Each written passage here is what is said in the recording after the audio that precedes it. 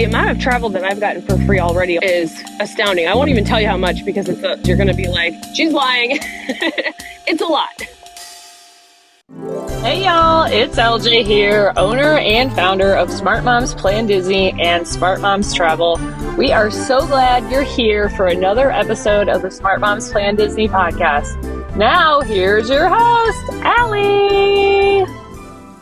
Hey there, everyone. Welcome to another episode of the Smart Moms Plan Disney podcast. I am honestly giddy today with excitement over this episode for a couple of reasons. I am so happy because this episode is going to come as a huge help to many of our listeners.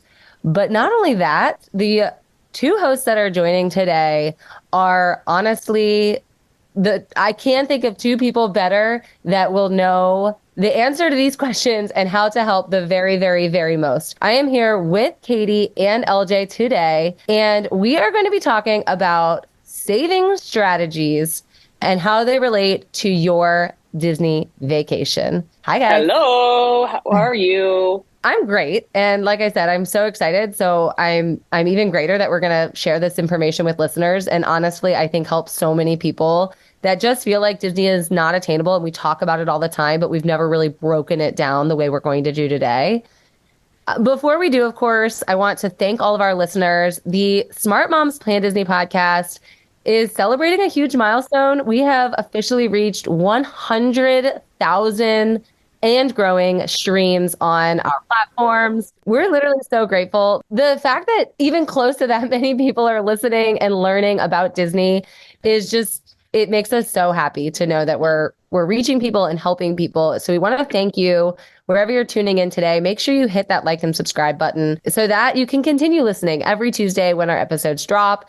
And of course, check out our Patreon community that is growing every single week. And we are having so much fun getting to know listeners more closely in there. So this has just been such a journey. I want to thank LJ, obviously, for the platform and the listeners for making it happen. So we're super excited. You guys deserve huge kudos. That is incredible. That's a really big achievement. And to have done it so quickly, y'all are just out there making it happen. I'm very proud of you. Yeah, thanks. We were so excited about it. Some of us that are like down here in Florida to celebrate, we were like, can we get to Disney for the weekend for a quick getaway? And it was Carla and I in Magic Kingdom. And then we were meeting up with Becky a little bit later at Epcot. And we got our celebratory pins that said, I'm celebrating 100,000 streams. Aww. And Carla was like, well, what should we do? And I said, I hear that you've made it whenever you go lounge on the hub grass. So I feel like we need to do that today.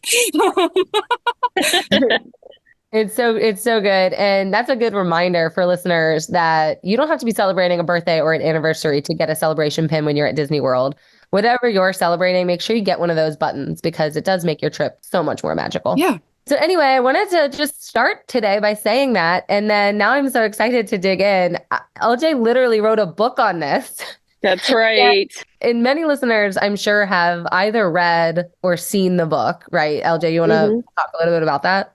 Yeah, sure. So, I mean, the original in 2017, and then I updated it towards the end of 2018. So it's old at this point. Like I feel like it's a different LJ that wrote that book than this LJ. I was really just focused on going to Disney as often as I could. And I had no money.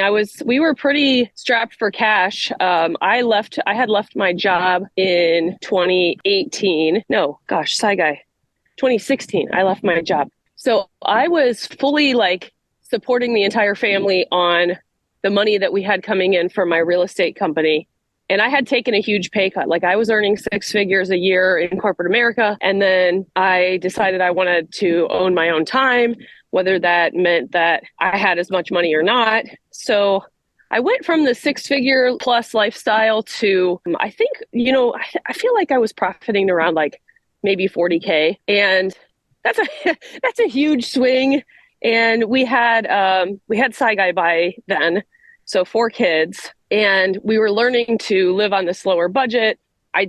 Now I'm not a huge Dave Ramsey fan, but then I was trying to follow his plan, and we were trying to get out of debt at the same time. And I did not want to cut my Disney trips. I didn't think that I needed to cut my Disney trips. It was like one of those things, like you've heard people say, like high joy purchases.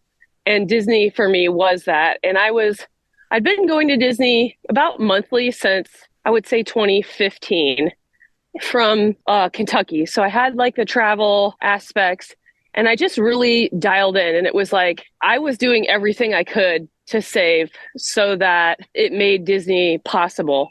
And then I just decided to write all of that stuff down in a book. And like I said, a lot of it's outdated now. I still sell it, but I sell it like vastly discounted compared to what I used to sell it for. And the strategies hold, like the overarching strategies of like how to think and all that hold. But a lot of like the individual things don't work any longer. So it's called Disney World Within Reach because I named it that for like, just like what you said, the idea of people thinking that they can't afford Disney World and then these strategies making it within reach. It really did do that for like a family that was really cutting their budget, paying down debt, and still trying to travel. It made it possible. I love that. And the other thing that I love about what you had mentioned there, LJ, was you said, I had this six-figure job and I decided to pivot because I wanted to own my time. I wanted to be in charge of my time. And I mean, we hear the phrase time is money so often, but I feel like we feel that on steroids on Disney property. Do you agree with that? Like time is money Yes. so much more on Disney property. Yeah, yeah, because the amount you're spending versus what you actually get to accomplish while you're there. LJ, you talk about that all the time. And Yes. you said a couple of things when you were just talking that I want to touch on. Number one, you said those high joy purchases. My dad taught me that thinking when I was really little, and it's just something that's always stuck with me. And Disney is that for me. And I have kind of grown up just thinking about these high joy purchases, and I talk to people all the time that also want Disney to be theirs.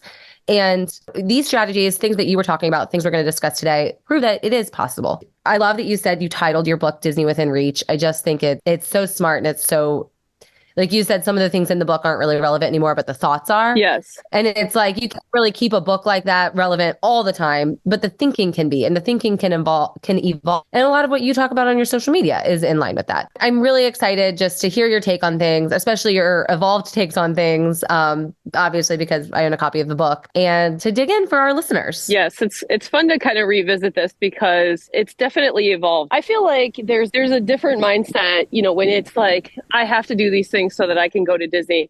That's a different, I feel like God uses your desires and like your hopes to help you kind of buckle down and do the things that you should be doing. And we all know that we should be paying like, a little more attention to our finances than we probably are. And I definitely felt like that was for sure true for me.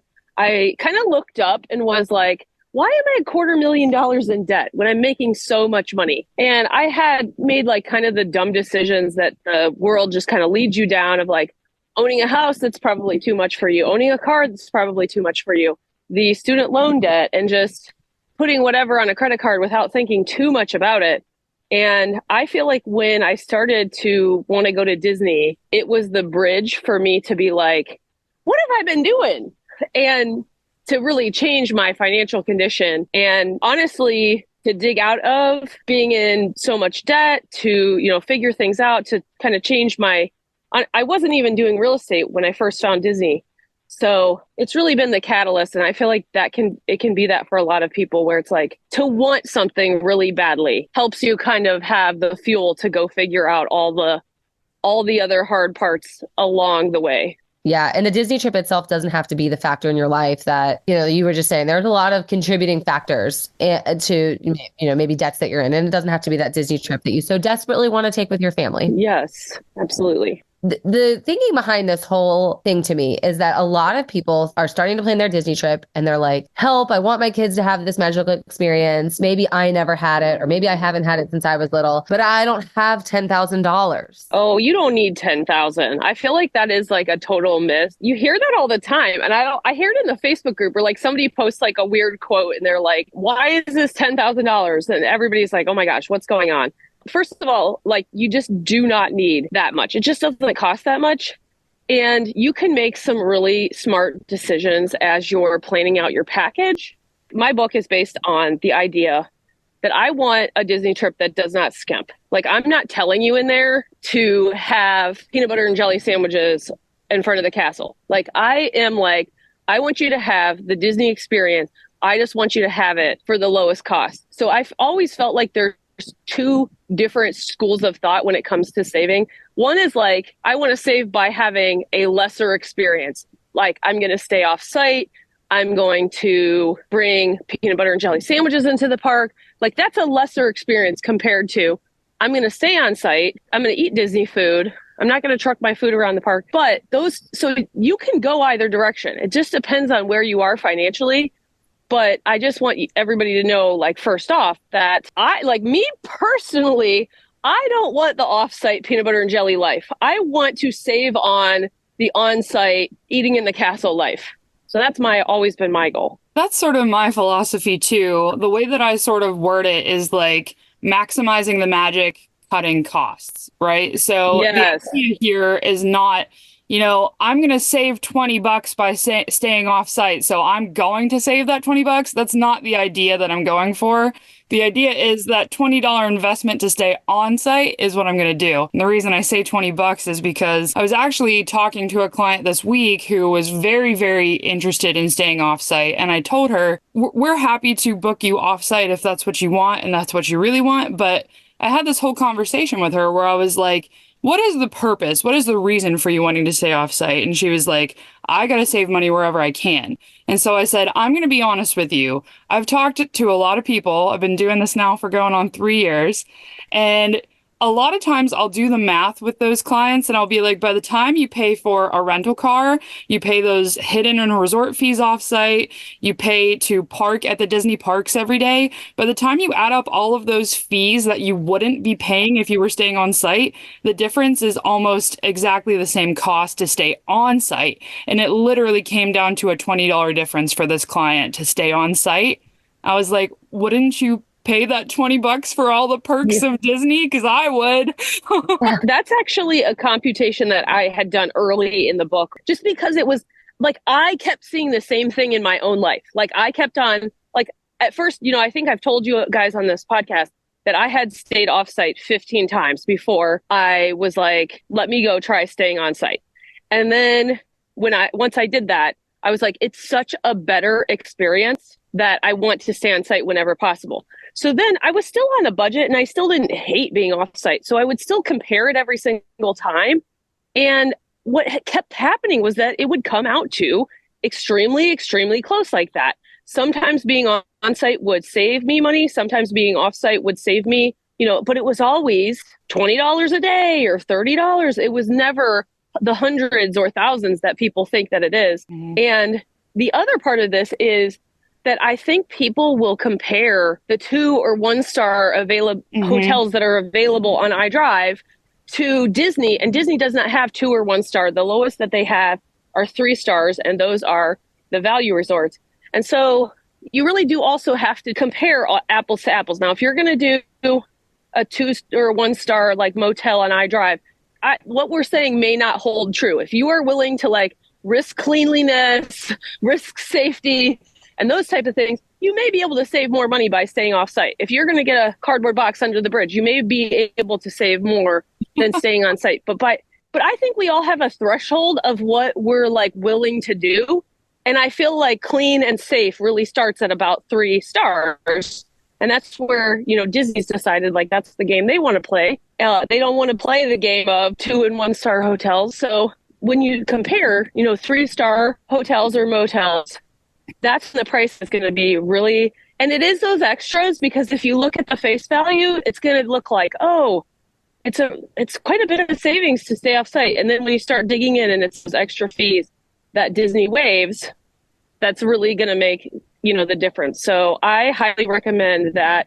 The first thing is that you really compare apples to apples. You think about what you want. I do not want to stay just in my life. I don't want to stay at lower than a 3-star hotel. So by the time you're comparing, an actual Holiday Inn to one of the Disney values, then you're going to see that the pricing is very close. And it's going to get even closer when you factor in that you need a rental car if you stay off site. You need to pay for parking. You may need to pay for parking at the hotel. May need to pay that resort fee that they're not telling you about in that very first pricing. And Disney doesn't do that. Yeah. And that's going to include a lot of those Disney Springs packages that you can get, right? That's when you're comparing the apples to apples. And that's where you start to see that savings diminish. Mm-hmm. And I think that's where the biggest misconception really lies. And you said it starts with comparing apples to apples. And I think where that even starts is, of course, one of the biggest savings strategies that you can possibly use is, we say it all the time, use a Smart Moms travel agent, right? I mean, that's where you're going to get the real comparison, the real understanding of what you even are comparing, and some of those fees you maybe didn't know about, and some of those perks you maybe didn't know about. And that's just like Katie was saying, just like she broke down for someone she was working with. That's the value that you get your free agent so that they can work and do the comparison and help you actually save on a better experience. I definitely did not know that travel agents were free when I was first, diving into this world, and would have absolutely 100% thought that they were something that I didn't need, that was going to cost me more, that wasn't going to benefit me. And it could not be further from the truth. Using a travel agent, especially Smart Moms travel agents, there are travel agents out there who will charge, but it's part of our agency's core values that we do not add any kind of fees or anything like that to work with us. So using a Smart Moms travel agent is free, will not cost you anything, and will give you that added benefit of actually knowing how to make these comparisons and asking the right questions. And we make the same percentages if you book off site or if you book on site. Like, to be honest, sometimes Disney's the lower, like we make commission working with Disney, right? It's no secret. Sometimes, a lot of times, they're one of the lower options when it comes to the amount of commission that they pay us. So it's not always like in our best interest to like try to have you on site. We just know it's going to be a way better experience. So we're going to look at that and we're going to compare, and we're never going to, push you to do something based on the amount of money that we make. It's all about the best experience for you and giving you the right knowledge to be able to make that choice. Exactly. Whenever you book with a Smart Moms agent, like the example that I just gave where I was like, we can compare these, and obviously having done this for a while, I have that knowledge and that insight to be able to tell you, you don't really want to book offsite because it's very similar. But that's one way that you're sort of saving by booking with a Smart Moms agent, is you have that insight and that expertise. The other way that you're saving whenever you book with a Smart Moms agent is we monitor the promotions. You never even have to think about it. You don't have to text. You don't have to email me. You don't have to request a discount. We literally go in and monitor the promotion drops and just apply it for you and send you an email that says, here's your pixie dust savings. It's not any easier than that. Yeah, I've actually had clients email me. Maybe they just didn't see their savings email or something and say, oh, I saw this awesome new promotion. Is this something I can have? And I'm literally able to say, you already have that. We already did that. That's, I took care of that while you were sleeping. And when you book off site, this isn't an off-site versus on-site discussion. This is a saving strategy, truly. Because when you book off site, book a package or a third party, a hotel or Airbnb, that's your final price. You're there. With Disney, they have promotions that drop pretty much year round. You're going to find a promotion. There's rarely going to be a time that there's not a promotion running. Of course, we can't guarantee there will be, but history says there likely will. And so that means that if you're booking and promos haven't been released for your time yet, chances are your price you're booking isn't even going to be the final price you pay. Exactly. That makes it hard to really compare the apples to apples like we talked about. And sometimes I'm like, Disney, what are you doing? Can you get these things done sooner? But I mean, I know it all goes into, they are waiting to see what kind of, how busy are they? What do they need to offer? So definitely don't be scared to book before those promotions are out, because if you do book before the promos are out, you're going to be at the top of the line. Like that is like our commitment to you, is that we will be working with your booking first. And in general, it's much easier for us to apply those promos to something that's already booked. Mm-hmm. It's just a quick It's a very quick, like kind of going in and just checking. It's very similar to like Southwest, if anybody has played around with that, where you can just kind of act like you're going to change it and then see if there's any other offerings, choose the one that's left, versus if you're not booked when those promos come out and you're getting quotes at that point, it's going to be, you're not going to be at the front of the line. You're going to be, dealing with, first of all, your agent is taking care of all the people that's already booked. And then you're going to be dealing with all those people having already snatched up the promos. So don't be afraid to book before those are out. Yeah. Yeah, 100. That's such a good, really solid point because they are usually released in limited availability. I helped one family save $900, you guys. Like their booking alone. That's mind blowing. That kind of savings is it's unbelievable. And it happened. And it happened with promotion with Disney. And so that is a savings strategy that people maybe don't value enough. And it's going to actually lead me into two things. First, if you're a Smart Moms travel agent listening, the hidden Mickey today will be promo. We'll just do the shortened version. And it's going to lead me into another strategy that I think people don't maybe realize or consider. When we were talking about wanting to have savings that didn't skimp your trip, yes, taking a longer trip is actually a strategy for saving a lot of times. So for a couple of reasons. Number one, and this is a more isolated reason, Disney is running a promo right now that's called the Longer You Stay promo. And that's the one that I used that saved that family $900. The longer you stay, the more savings you acquire, and you can actually spend less staying more, which is just, it's unbelievable. It's so great.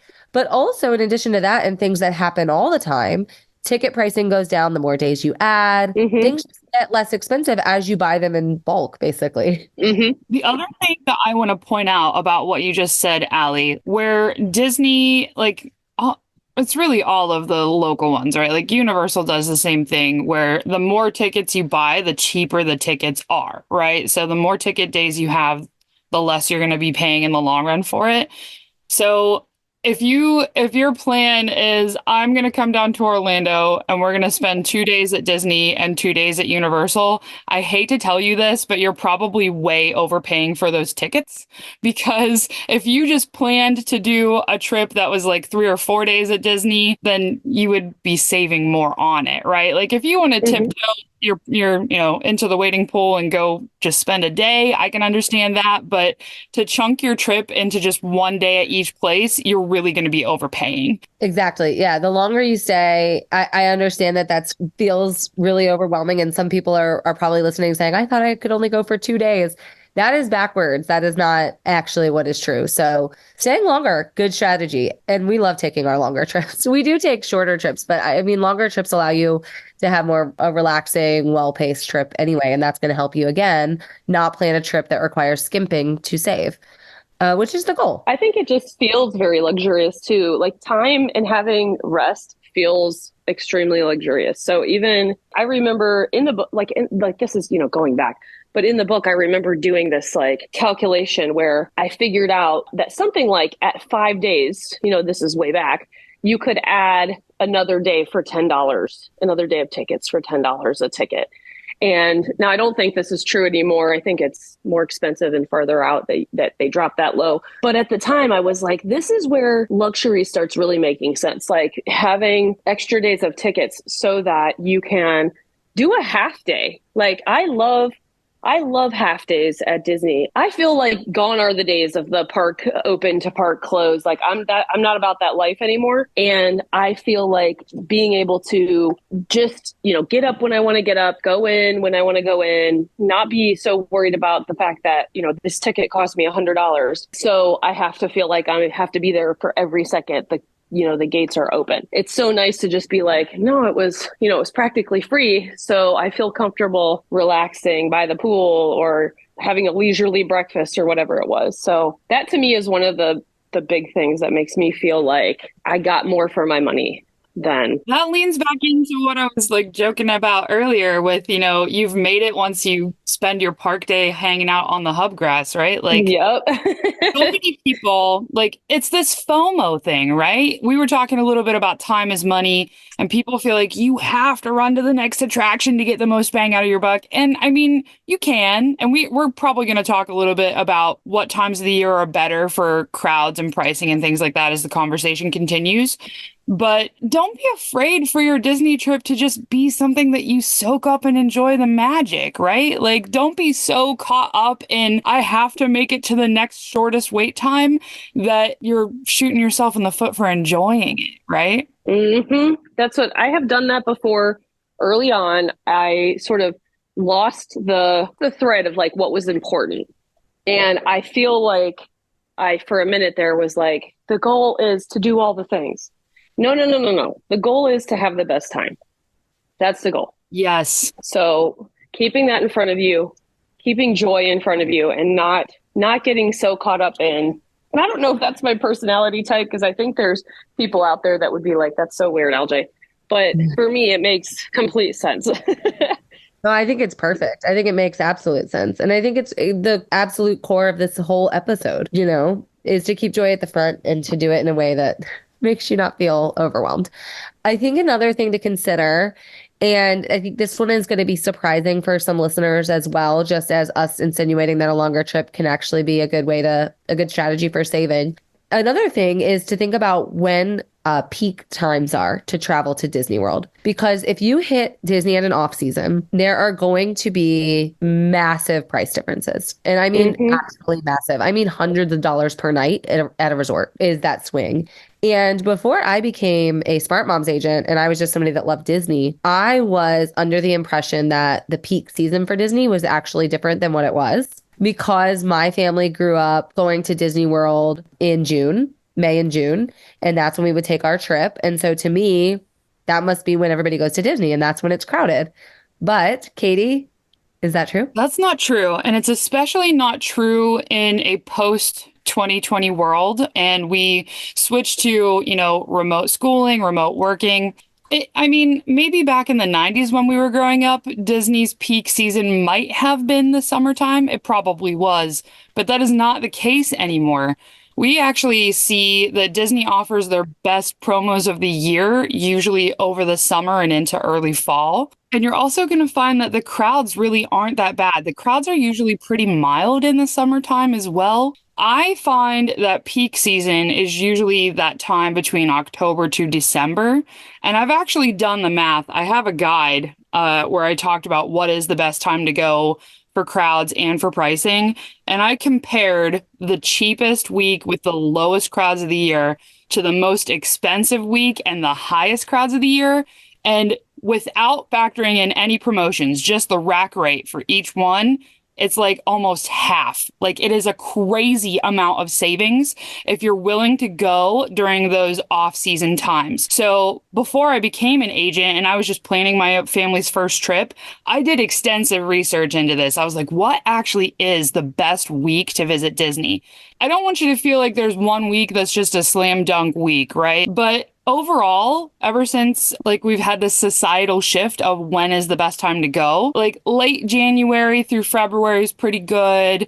Then your rule of thumb is generally if people are in school, it is cheaper at Disney, right? If there's a school break, like over spring break, there's higher crowds, there's higher pricing.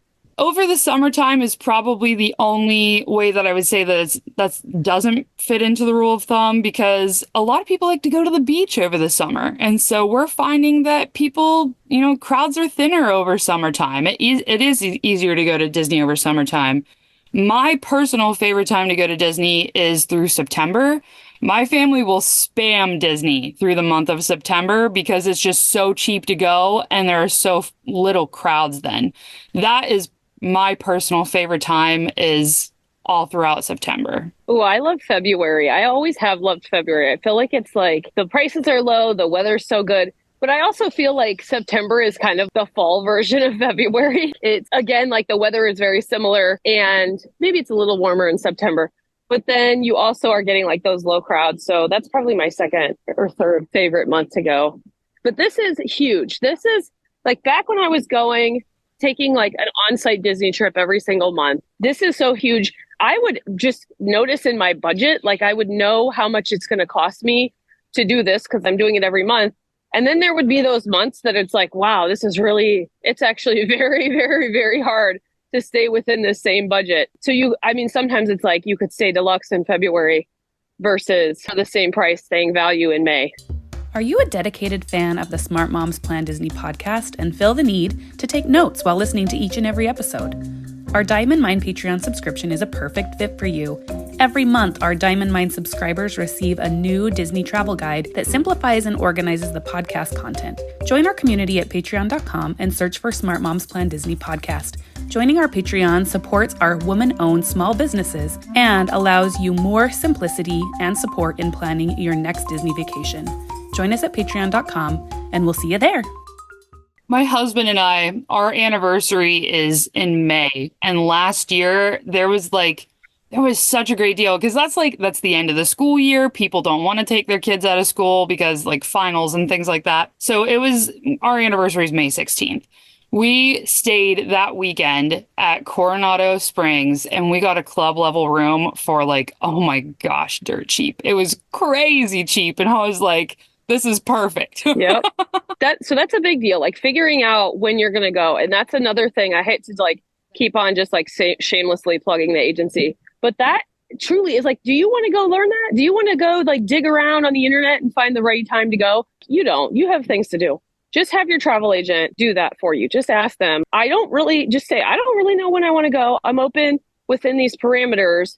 And I'd like to hear what you think is going to be the low cost option for us. And that does not mean that you need to stay value or you need to stay off site or anything like that. You can have what you want and just do it intelligently. Yeah, I mean, because the price of deluxe over the summer is probably close to the price of value in the winter, you'd be really surprised how your money can stretch truly and honestly. Every non-peak time of the year is going to come with its own pitfalls, like the heat in the summer, but it's not impossible. It's bearable. It's doable. At every resort, there's a swimming pool. Yeah. And they are giving those tickets away sometimes for the water parks. I see these low prices when you add them to your packages. And I am like, oh my gosh, that's so worth it. Like, and the Disney water parks that's what, whenever anybody says like, do I want to go in the summer? I'm like, yes. Like, oh my gosh. Like, first of all, you have a pool. Your kids are going to be in seventh heaven. Like, raise your hand if your kid's favorite part of Disney is the swimming pool at the hotel. Like, that's a huge percentage of us. Our kids are like, yeah. And then the water parks are just amazing. They're so well done for like children. Like I love Volcano Bay, which is Universal's water parks. I love it for myself over there more. I would honestly say that's my favorite. But Disney's water parks are for kids. Yeah. I mean, I have a fun time and it's great. I love that there's so much that my kids can do. So many water slides, so much fun over there. I completely agree. And for me, I guess the light bulb moment that I had was we went to the water parks. We were at Typhoon Lagoon and my youngest at the time was 15 months old. So like we're talking like just figuring out walking. And she was able to ride Misadventure Falls with us, which is a family raft ride. Like my 15-month-old could go on me with that. All of the accessibility of Disney is also at the water parks. Like the whole family can go and enjoy the water parks. I think really a big trick that people don't realize that it's kind of a way of hacking Disney, or if it's on your radar that you want to visit the Disney water parks, that water park and sports option that you can add on to your tickets is like dirt cheap. So if you add that option to your tickets, here's how I'm going to explain it to you. If you add that option to a week's worth of tickets, you are going to pay the same price as if you paid for 1 day entry to that water park, but it's going to give you as many entries as you have park day tickets. So if you bought 4 days of tickets to Magic Kingdom, Hollywood Studios, Epcot, Animal Kingdom, and you add the water park and sports option, it gives you 4 entries to the water parks too. Like it's a stupid savings. It's incredible. It's a great savings. It's such a good strategy. So if you add that in the summer to your, like if you think that you want to do like a lower cost summer trip, if you just get 3 or 4 day tickets for the parks, add the water parks and more, and do a water park day in between, now you have a week for You have a week's worth of tickets Yes. for the cost of 3 or 4 days of tickets. Like, it's fabulous. I can't stop saying yes. I'm like preaching over here to everything y'all are saying. It's 8, you get 8 days in the parks for a 4-day ticket if you add water park on. Unbelievable. And the savings you're gonna get from going in the summer. I just too many people are scared of the heat, and it's one of the greatest strategies you can possibly take advantage of. Can I just say too that Disney is the most mindful vacation destination on the planet, okay? They know that you're concerned about the heat too. Like, it's not like you're going to be going into a theme park and you're going to be baking in the sun all day. Like, Disney has so many options in their parks to keep you cool as well. Not just at the pool, not just at the water parks, but there are so many places where you're going to go catch a show and be in air conditioning. Or there's going to be like some of the parks have splash pads inside the parks for you to like, play in the water with your little ones or The misters. Yeah, the misters. The misters are so good. Yes, I like the misters because you're not like soaked, but you're just like wet enough to feel like you have internal air conditioning. Except if your kid's going around like on the splash pad with the misters over by Dumbo. Yes. Then they're gonna need They're gonna need to change of clothes. I was going to say too, speaking of that Dumbo area, that's probably my favorite place to take a break and cool off as a mom of little ones. If you get in line for the Dumbo ride, part of the line is an indoor play area, like an indoor playground for your kids to go run around and play. It's a great place to let them burn off some energy, and you can sit in they're kind of like bleachers that are around the way, and they give you one of those buzzers for like you get at a restaurant when your table's ready, and they just say, okay, it's your turn to go ride. And you can let your kids play and hang out in the air conditioning and then just go ride when it's your turn. It's amazing. we are clearly like very excited about you going in the summer, but we need to focus. That is just one strategy. Going in the summer is one strategy. We got to focus. Well, really any downtime. Yes. Like we all clung to summer because we know it's a good savings, but any downtime. Any downtime. Ask your agent because, people always say to me, when's the best time to go? Best can mean a lot of things, right? And what's best for one thing is going to be the worst for another. That's just what's true. Yep. And so best for price. You have a whole episode about that too. Yeah, exactly. When is the best time to go to Disney? Exactly. Yeah, a whole episode if you want to know when the best time to go is based on your factors, if you want to go deep dive and find that. So another really good savings strategy that a lot of people kind of know about, but I don't think they realize what a great strategy it is to help make their trip attainable is the flexible payment plan that Disney offers. We've mentioned it on the show before. It's $200 to book a trip, period. That's it. $200. Most people can come up with $200 or save $200 in a reasonable amount of time to put their energy and focus towards their trip and say, okay, now I have something, a tangible savings that I can pay on and I can strategize and I can move my trip, if I need to. But all of the vacation money isn't going into like, a kitchen jar. It's going to the trip. I think that really puts it just makes it much more concrete than if you have it in a savings account somewhere and you're not booked. So I always say like the single biggest thing you can do to ensure that your trip is going to happen is to get it booked. And you only need $200 to do that. And whether you actually end up traveling on the days you book it, unimportant. Because what's probably going to happen is even if you do need to change it, you're probably just going to keep it booked and kind of just slide it over, maybe add some time to it because you need a little more time to save or something comes up. But you're probably going to keep it on the books. You're probably not going to be like, let me cancel it. So getting it booked and getting that confirmation number and having it in Disney's system. And now you also have like the added bonus of having something to look forward to. And it just goes back to what I was saying before about being able to make better decisions because you have, it's very, very, very hard when you're standing in the checkout line and there's a bag of Doritos and they're like, what are they? Like $3 or $5 these days? And it's like $1 worth of Doritos, but because it's packaged in this way, you're like, oh, fine, and you grab it. But if you're like, that's my Disney money, you have this like ammo to help you not make those poor decisions. And I feel like that is one of the strongest things that Disney has done for me over the years is that it's continually helped me make better choices for myself and my family because it's it's truly like, instead of, I feel like a lot of budgets, and especially like we talked about Dave Ramsey, like there's a lot of this like negativity, like it's like motivation by fear. And I feel like instead having something to like reach for or look forward to, it does not feel the same way. Like you don't feel like you're getting beat with a stick because you're thinking about buying Doritos. You just think that you're like, you know, should I buy this or not? And like, you don't even have to really, Back to be a Mickey bar. yes, you don't even really have to like school yourself. You can just easily be like, no, because that's, you know, that's extra money that we can have at Disney. Mm-hmm. So I love that. Should we talk about, I got so many things that we could talk about, but I feel like travel is one.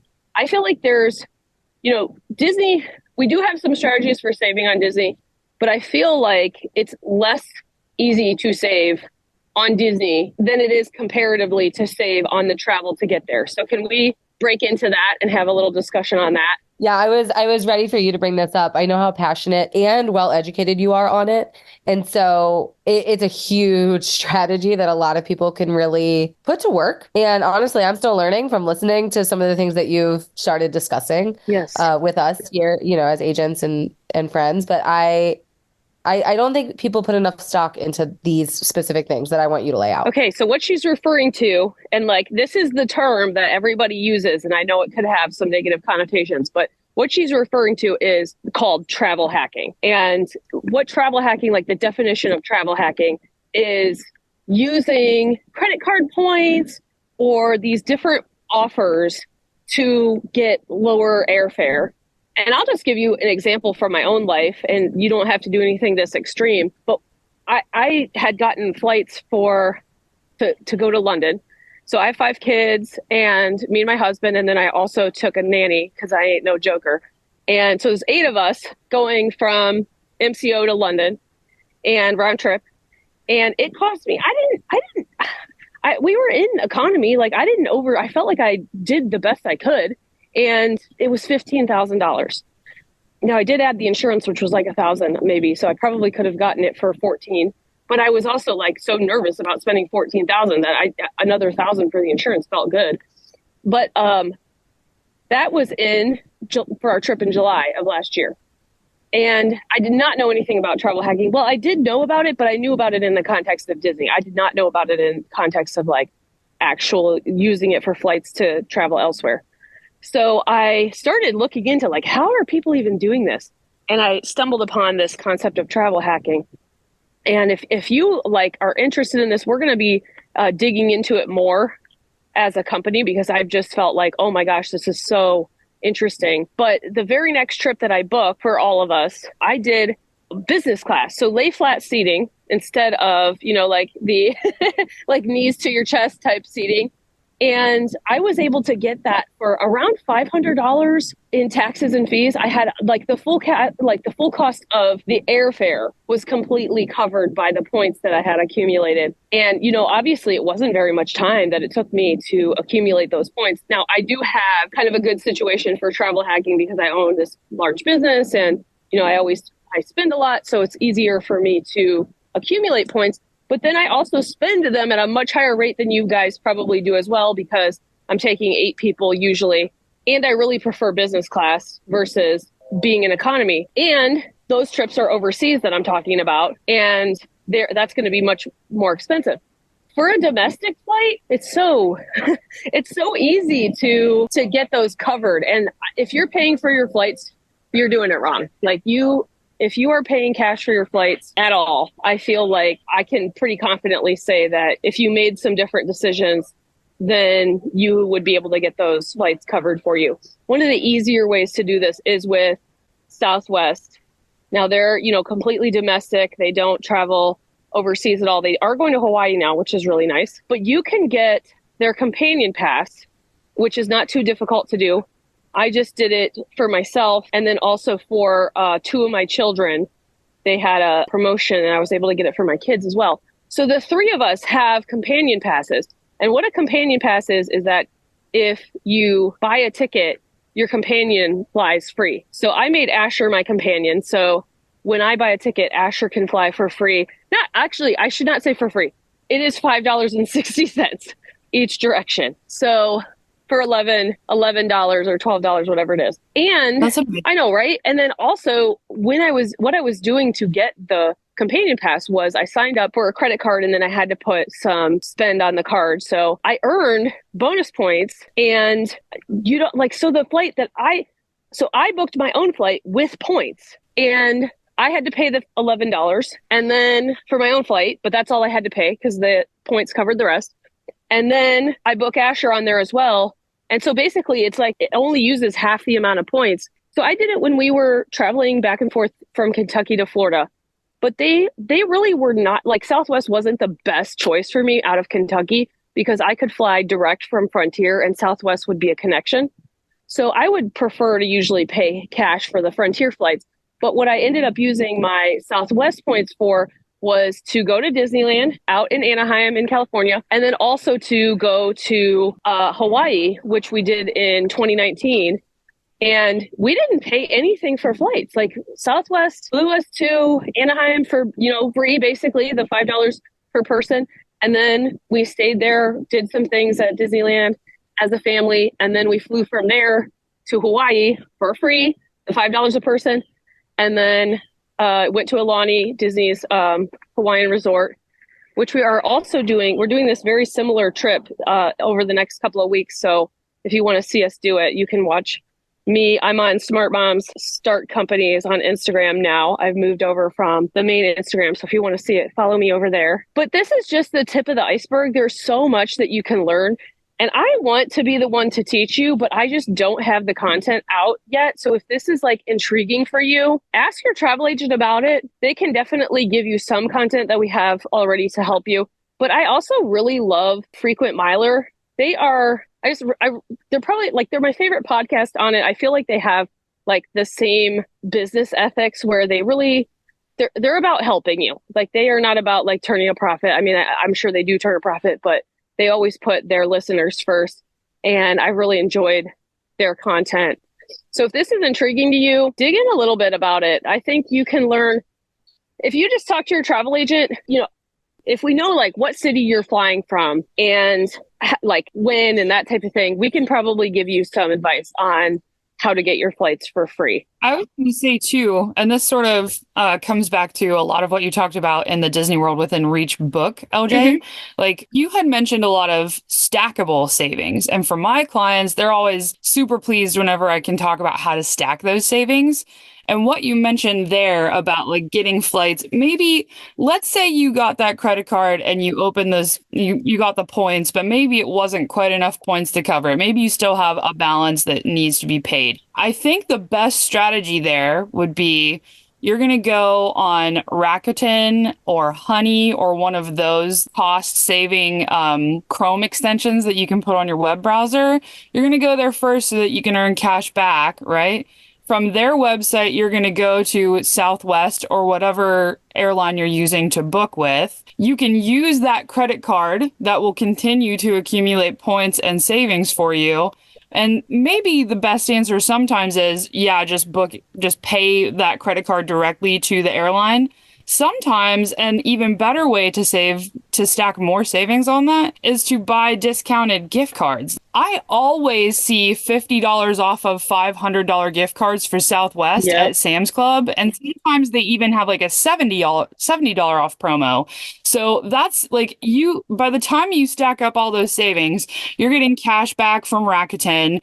You're saving money off of that discounted gift card. You're getting points on the credit card. And it's one way after another to save money that way. Yep.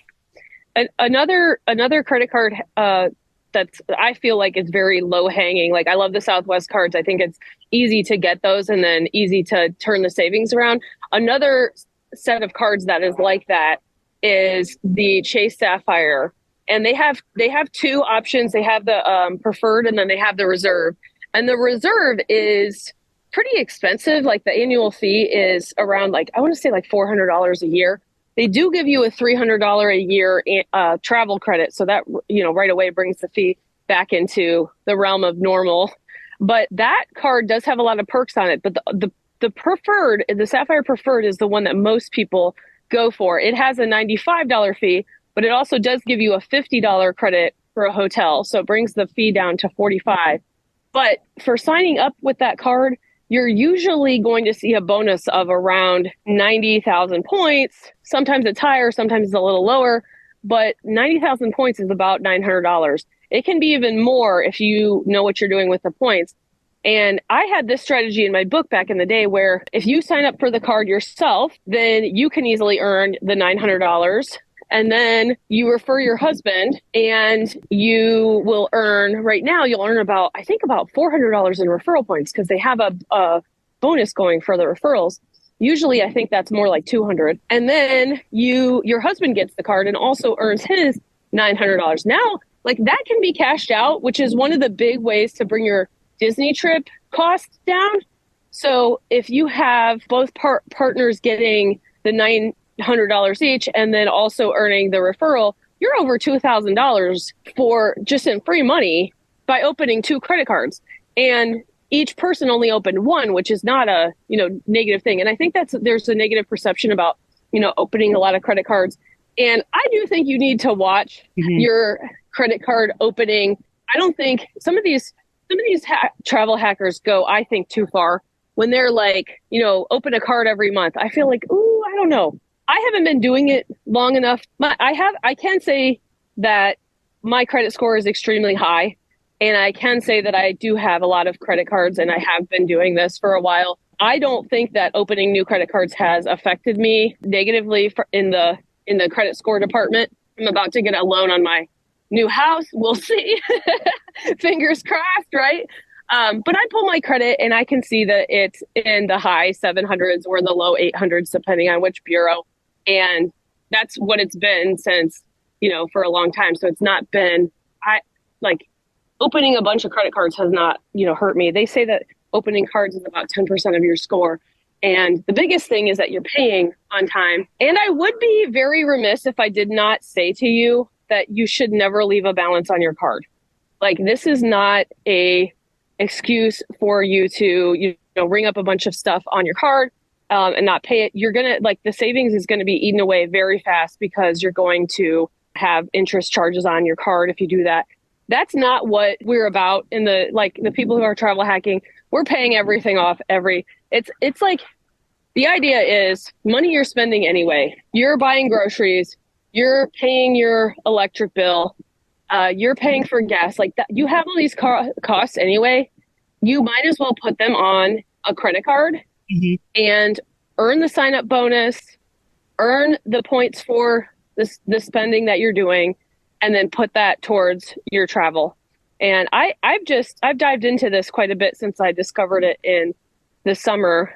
And the amount of travel that I've gotten for free already, only in about 6 months or so, is astounding. I won't even tell you how much because it's kind of unbelievable. You're like, if I say how much it is, you're going to be like, she's lying. It's a lot. Hey there, friends. I'm Katie Boone, one of your podcast co-hosts. I'd love to invite you to join my Facebook Disney planning community called Planning Disney with Babies, Toddlers, and Preschoolers. In my group, I love discussing all the aspects of planning your magical vacation with little ones. Find my community at facebook.com/groups/Plan Disney with Little Ones. Again, that's facebook.com/groups/Plan Disney with Little Ones. When you join, don't forget to tell me you heard about my group on the podcast. See you there. Hey, wait. I know you're ready to get back to the podcast, but I've got something very simple for you to do. Join my Facebook group, Disney Planning Made Simple. I'm Stacy, one of your podcast hosts, and I have a sweet, friendly Facebook group made for those of us who thrive in the simple pleasures of life, things like family, food, and Disney. Join at facebook.com/groups/Disney Made Simple or follow with the link in the show notes. We'll be so happy to see you there. For us, a lot of times the card that I would be referring would be the Disney Visa Chase card because they do have Disney offers promotions if you are a card holder and everything too. And there's so many ways to save at Disney with the Disney Visa Chase card. You get, I think it's 10 to 15% off of food and merchandise purchases while you're there. You get exclusive photo op places in the parks. I would say that my biggest perk is as you as LJ mentioned, like you should be paying off that balance every month, right? But with the things that you're normally spending money on anyway. And so what I do, like we have Netflix on there and Disney Plus, and maybe we have like a hospital bill that we're paying on. We'll put that on there on the card and pay it off every month. But then I'm also earning those Disney rewards dollars that you can use either while you're at Disney, or you can apply that to your trip whenever you book with us too, by the way. We can take that form of payment as well. But what I saw was we were using our card. I was able to do Bibbidi Bobbidi Boutique with my girls 3 times a year completely free. I did not pay for it because I had those Disney rewards. We also had Be Our Guest. We did Chef Mickey's. Like I have gotten probably close to $1,000 in a year in those rewards dollars that has saved my family like tons of money. Okay. So it's absolutely worth it. I think LJ, you said it very well and very carefully. You should not open a credit card unless it makes sense for your family to open a credit card. We're not here to put you in a bind or make a bad choice. We're just saying if it makes sense for your family to open a credit card, these are the ones that are going to save you the most money. Yeah, if credit card savings is your strategy and collecting the points is doable, these are the ones that are going to help you do it in the best way. Like LJ, when you were talking about all of those flights and barely paying for flights, and you actually said your flights shouldn't really be costing you money, that's light bulb for most people. You know, flights are the thing that hold people back. When we're working as travel agents and we're establishing, comfortable budgets for families that want to travel, a lot of times they will say, well, this is how much I can spend, but that includes my flights. What a dream to say, take flights out of it. Don't factor that in. Use these strategies to save and then put that money towards your better experience. Again, sticking with that, not skimping. And Katie, you briefly mentioned those discounted gift cards. I mean, we don't want to brush over without saying, if you can buy $100 in gift cards for what, $80, you're saving $20 on every 100. And then you add that up to your full trip. Look at how much you can save. And we can apply, just as you mentioned with the Disney Visa, we can use Disney gift cards as a form of payment. And I highly recommend it, for that reason, if you buy them in bulk and you buy them discounted. That is a strategy that is in my book, like in depth, because there really are, and it's kind of a moving target because there are different strategies that come and go, that you may be able to do this, you may not. But one of the strategies that has been very, very long standing, and I don't see going away, is the Target Red Card savings. You can get a Target Red Card, you can get a Target debit card or a credit card, either one. And then you can purchase your Disney gift cards from them at a 5% discount. So it's not cash back. It's actually like a discount that comes off the top. And I think it's so easy to just get in the habit of buying one of those $100 gift cards, every time you're in Target, and just applying that to your balance and seeing that savings. BJ's also has so they're a wholesale club. So I think they pay about $10 a year to be a member. And then they will have usually 5% or better savings on their gift cards. But what I like about them is that they will do it all digitally. So I don't have to actually be at Target. So you can just buy those online and have them send you the code in an email. And then you can apply that to your balance and just send the email on over to your travel agent. Or we actually have a secure form for putting gift card numbers in, if that makes you feel more comfortable. There's other things too, and it depends on where you live. One of my favorite hacks that probably got me to Disney more than anything was the Kroger 4 times fuel points hack. And what that is if you live in a store that has Kroger's, and there's other, like, it's not just Kroger's, they own some other brands like Albertsons and stuff like that. And you want to Google like Kroger stores near me, and you can probably find out if there's one. There's none down here in Florida. I'm like, come on, Kroger. But the deal is that during certain times, and usually pretty regularly every 2 weeks or so, they would do a 4X on gift cards. And what would happen is if you bought a $100 gift card, instead of getting 4 points towards your fuel, 4 cents off your fuel, you would get 16 cents off your fuel. Yeah, that's something like that. It's a big discount. And I learned to stack it. So I'd actually order, I don't know if this will work still, but I would order discounted Kroger gift cards. So I would pay I would order them from like Ray's or these different places that would have them. And I would pay with a credit card that would give me points. So right there, I'm earning 1 or 2%, probably 2%. And then I would get the Kroger gift card for 2 or 3% off. So now I'm up to, say 5% savings.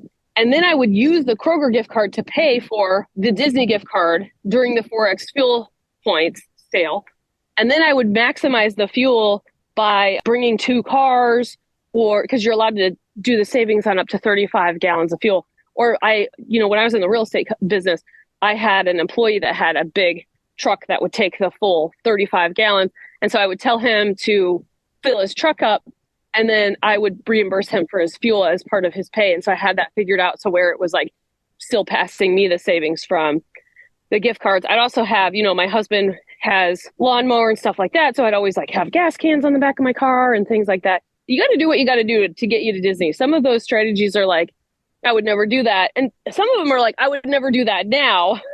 But when it was like the difference between me going to Disney and not, I'm like, yeah, sure. Put a bunch of gas cans on the back of my car. It's going to be fine. That's exactly it. These are the big saving strategies that we can use, and where you're going to see, potentially hundreds of dollars in savings. And of course, there are the smaller ways too. If you're truly adding up the small things, buy your souvenirs before you travel, right? Like, don't pay for the expensive bubble one when you get to Disney World, get it before you travel and things like that. I have an amazing story about that. I did that exact strategy that you just mentioned, Allie, for our first trip, where you buy the souvenirs ahead of time. I don't know if you realize this, but like, if you go to the Disney parks, it'll have like on the label of their merchandise, Disney parks, like it'll say parks on the label. And those are things that you can only buy exclusively in the parks.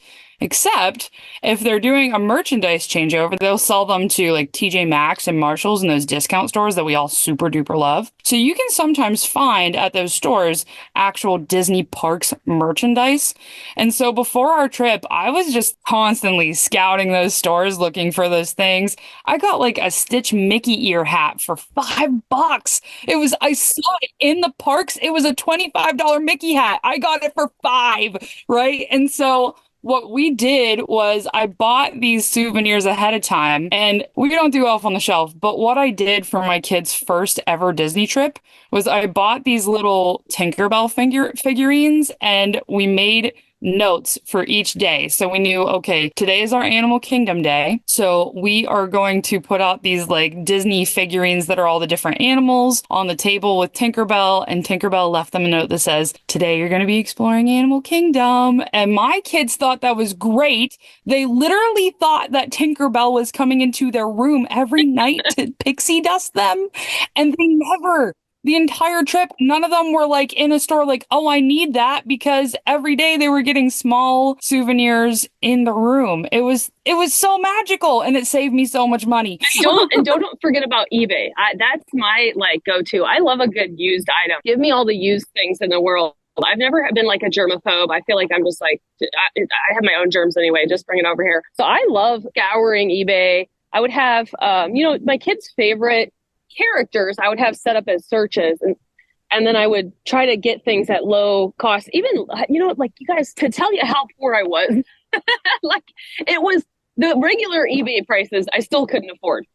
I would need to like be having these searches set up, and it would give me an email, and I'd be like, oh my gosh, I gotta get this right now before somebody snatches it up. And my favorite story is Seth is a huge lover of Sorcerer Mickey. He's always been his guy. And those Sorcerer Mickey hats in the shop at Disney, $30 easy. And I knew I couldn't. And there was I had the search set up, and one day a hat came on, and it was close, like it was close to budget. And so I messaged the woman and said, listen, it's my kid's first ever solo trip to Disney. This is before like making an offer was a thing, right? I was like, is there any way you could do this? And she said, yes, you're getting it out of my house, so you're doing me a favor anyway. Let me go lower the price for you.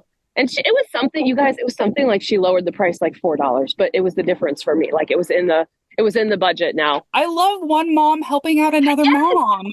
And so Seth had seen this hat the whole trip, and I was like planning, and I didn't want him to know that, I had it already.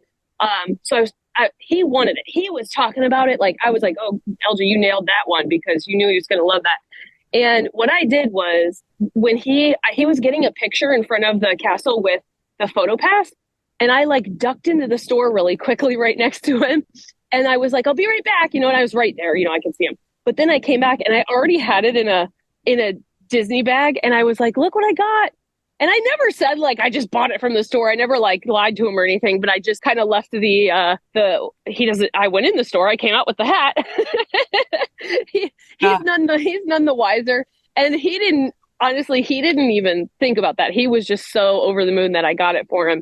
And it was like one of those top moments of your life when like you can provide that to like the thing that your kid so desperately wants, and you can't really do it, but like through like your planning and your thought processes, you did pull it off. Like, I just feel like that was quite a moment. I also really loved the Dollar Tree and I would buy like those big suckers that they have, those lollipops, like the ones in Disney are like $4 each. And I got a lot of kids, like that adds up, but they have them at the Dollar Tree for $1. And so I would just get them and put them in my stroller. And then like my kids would be like, can we get a lollipop? And I would be like, yeah, here's one. And you're like, yes, it doesn't have Mickey on the wrapper, but okay. They get over that pretty quick. But so much, the Dollar Tree is like a huge way. If you are really counting your pennies, I feel like the Dollar Tree is your friend for getting souvenirs or like things to keep your kids busy in line. I know it's $1.25 now, but I think they carry a lot of Disney stuff. And in my experience, it's not been like, you think it might be like stuff that is, junkier because it's, coming through this like discount platform. But I always felt really pleased with what they had, like the bubbles and the wands so I loved Dollar Tree for that. Thinking about these things is really like, it's close to my heart. Like this was like, you sharing that story about getting your son that hat, I'm like literally over here in tears. Like it means so much, right? Like we're just moms trying to build the dream, yes. Right? You know what's perfect? What's perfect about that story, because we're kind of wrapping up here a little bit on our savings strategies. And LJ, you kind of framed the whole idea at the beginning of the episode by saying our ideas are not for ways for you to have a lesser vacation. Yes. Saving on souvenirs and creating this core memory for Seth, who probably still has the hat. He has it. Yes. He has it. And but like that wasn't you saving and having a lesser time. Find the ways to save that aren't going to cheapen the experience. You made a core memory with somebody that you know is one of the most important people in your life, and he still has it. Be smart about your strategies and do it in ways that will not lessen and will only enhance, and you'll do it. And I opened the show by saying people are saying I want to go to Disney, but I don't have $10,000. You use these ideas and you'll spend significantly less. For sure. How much do you need? You guys tell me, because I'm not out there pulling the quotes every time. I want to go to Disney. I want you to give me a ballpark for those out there listening. Here's a scenario. I want to go to Disney. I want to stay at Pop Century. I'm willing to go in July or during a off-peak time. I have 2 kids. I really have 5, but let's just be reasonable here. So I have 2 kids and my husband. So there's a party of 4, and I'd really like to do 4 days and be able to do each park. I'm not super concerned about park hopper because I think I'll just do 1 park per day. What do you think I need that budget amount in my mind? I would say the rule of thumb that I usually tell people that come to me is that say, I have no idea how much Disney costs. A really good rule of thumb is anticipate for staying on site at Disney and your park tickets to stay for like a week. Plan for that to be about $1,000 per traveler, right? So for a family of 4, I would say your vacation package is probably going to be around $4,000. However, there are very often times, because we said, we can't guarantee that Disney's going to run the promo, but gosh, Disney always has promos, y'all. And so you could go for probably less than that, honestly. I'll tell you right now that I was pulling a quote for LJ as she was telling me her family circumstances. And she could go for a week in August at Pop Century. She could have a down day where she could really enjoy the pool. She'd be on the Skyliner, get all 4 parks, and she could do it for her family of 4 for under $3,000. There you go. Yeah. And that was more days than I asked for, because I said I just would do 4. And I think that is, you can't just have that and say, oh, maybe 1,500 or 2,000 for 4 days. I do think you're going to be in that neighborhood. If you want to do 4 days, I feel like you're going to be in the $2,000 to $2,500 range for that package. There's so many different things. Like you don't need to do you need to get tickets for all 7 days? Maybe you only get 5 days of tickets. Maybe you only get 3 days of tickets. That was 4 days of tickets and a down day. And I kind of did that because here's your family doing this for $3,000 and it's extra and it's luxury. Want to go less? You can. Right. You could literally build this package and still get everything you wanted without the extras I automatically included. And you could be closer probably to 2,500. Yeah. 20. It's really unbelievable. Yeah. So when people are like, oh, when people say Disney is expensive, I'm like, have you traveled anywhere else? It's really not that expensive because when you consider that it includes where to stay and all your entertainment. Like if I go to a city, I went to Chicago with my husband for a couple of nights before the rest of our vacation. And we wanted to do a few things. Like you don't just go to the city and walk the streets. We wanted to do a few things. We went to Hamilton. We had dinner in a nice restaurant. And like Hamilton for the two of us was like $300, like a decent seats. But then I know we went to a steakhouse and that was also over $200. And I'm just like, okay, Disney includes all of your entertainment. Like you don't have to get any other tours and any other things. It's like, it's really not. I don't know where this mentality of like the $10,000 has come from, For sure. but it's totally doable. If you have 2,500, so doable. And then that's like, you could do all these things. Like we didn't even mention the fact that when you sign up for a Disney Chase Visa, which I think is an extremely easy card to get and to manage and to do the minimum spend to get the bonus, there's a bonus of $250 on that. So if you and your husband both get this card over the year before you're planning your vacation, $500 off of your trip, just right there. It's actually $300 for your statement credit bonus. And over November to December, they had a promotion that it was $400 per card. And then you also get the referral bonus for referring your husband, which I don't even know how much it is right now. 50 but bucks. you're $650 off your trip for the two of you to just sign up for cards that make sense, have no annual fee, and when your cost to go is only $2,500, that's a huge difference. And then you start stacking these other things like your discounted gift cards and getting your flights for free. It's just you can do it. You can do it. You can do it. You can do it. Like you can do it. I am so excited that we recorded this episode because, man, I feel jazzed to go. Like, it really is. Like, Disney is within reach. It really is. It's just what LJ just said. You can do it. You can do it. You can do it. It's so true. You can figure it out. Whether it takes you, you can go next month. Maybe you can't. Maybe it takes you a year, but you can do it. Just start planning and figuring it out and get out there. You're going to love it. You're going to have so much fun.